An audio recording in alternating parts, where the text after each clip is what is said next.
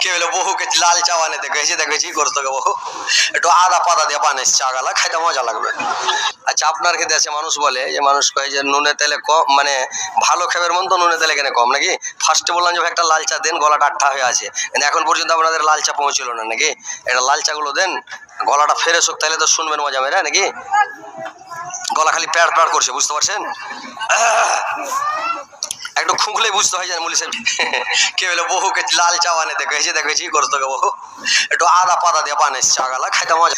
হাড়ির উপরে চুড়ে তখন পাত দেখেছে, তো এমনি সুখা থেকে আর পাদা হয় তো মোটা অবস তো ই তখন করেছি একটু আদা বাইটে দেখে চাই দিয়ে তখন করেছে একটু পাদা দিতে গেছে, তো পাদা দি জোর করে কুচা পাত দেখেছে, একটু ওর সাথে লাদা বাড়িয়ে গেছে, চা বানিয়ে হয় না ওর শাশুড়িকে দিতে। ওর শাশুড়ি চা খেতে খেতে গেছে হাগে, চা কেনে এরকম করছে কি ল্যাট ল্যাট করছে, আর কোন রকম সেন্ট লাগছে গে।